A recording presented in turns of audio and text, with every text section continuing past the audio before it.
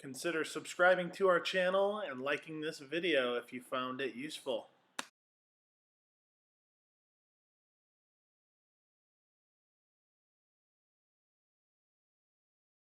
Hi, my name is Spencer from West Coast Pedalboard. We're going to be talking about IEC ports and how to get power to your pedalboard using either harnesses that we have available on our website or the IEC port by itself. Or if you already have the parts, we're going to show you how to properly and safely install these things. All right, here we go. We offer many different types of IEC connectors, the basic being the simple port, where you're going to be soldering your own cables to the back, or we have a full range of IEC harnesses that are pre-made, fully customizable. Pretty much any option you could need, we offer it. Take a look, westcoastpedalboard.com.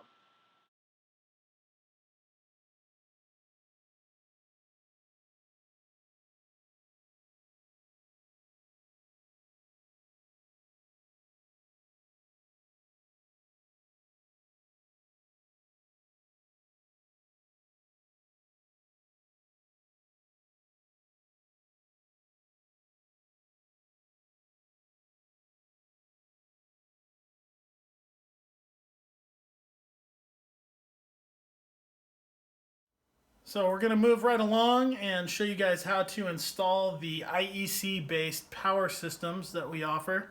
And so basically the most basic piece is just this IEC component.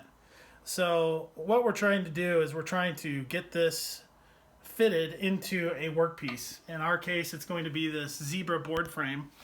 And you can either use this IEC piece and connect your own type of wiring to the back, or we offer various different styles of IEC harnesses. This is our most basic one that has a C13 for a Voodoo Lab, Strymon, True Tone style power supplies. And then we have others that are like this is our modular system. This one here is going to be our combination harness where it has a power toggle, an indicator lamp where you can choose your own style color jewel lens, and again the C13 power harness for the power supply. And these are all configurable on the website, so if you have a different power supply you can choose a different pigtail and they will work with what you have. And this is the other one, our last one, that is just basically the IEC inlet, the indicator lamp, and then the power supply pigtail. And just a separate note is these do work worldwide, so 110 to 250 volts compatible. All right, so we are ready to install this IEC port. So the first thing we're going to do is we're going to securely clamp this thing down to a workbench. All right, make sure that it's all set. And if you buy this piece from us, included with the installation instructions is a template. I'm not going to show you that right now. We're just going to use the one that we use here. But what you'll essentially be doing is choosing your location, and we're going to be marking out the through hole.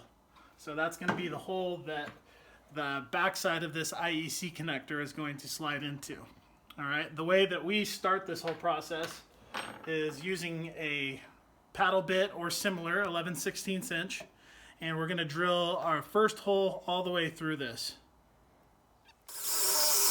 When putting this through hole through your workpiece, you're going to want to make sure that you don't go all the way through one side. You don't want to have a blowout. So you're going to push this through until you can feel the bit coming out the other side, and then work your way through this side too.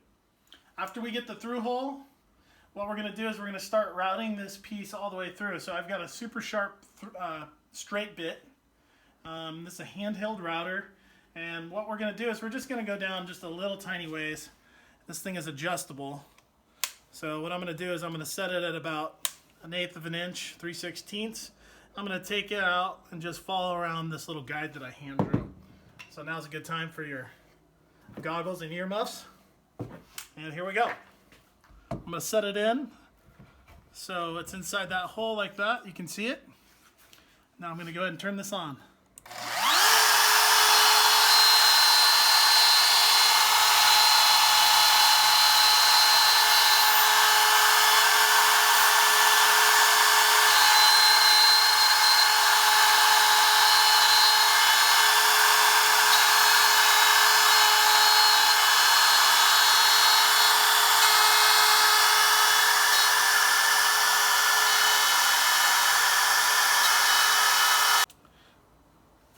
So after you etch that out, you're just going to slowly keep taking out more and more material until you're all the way through.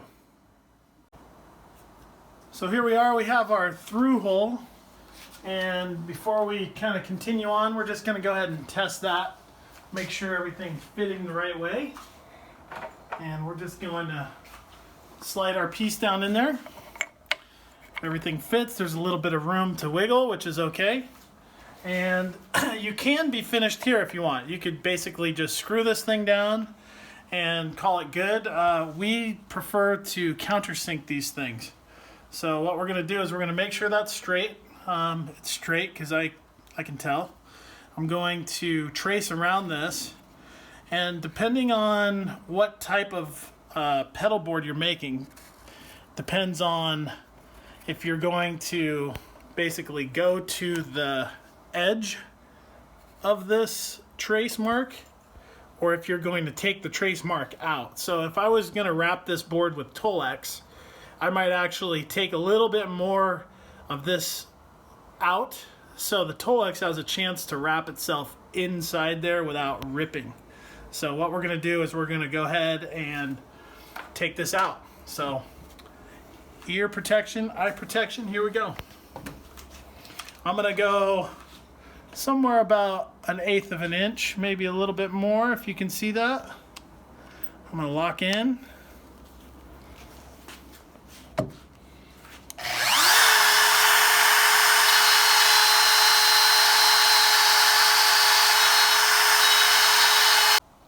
So I finished making the countersink, and at this point we have all the rough woodwork kind of finished in this project. So you would obviously be sanding the smooth, taking any of the corners down. If this was like a plywood board that would be Tolex, you might even hit these corners a little bit and round them in, so when the IEC piece gets installed, it's gently tugging on the Tolex, not forcing it over this hard edge. So what we're going to do is we're just going to install one of these, show you what it looks like. Real quick and easy install, and we have completion.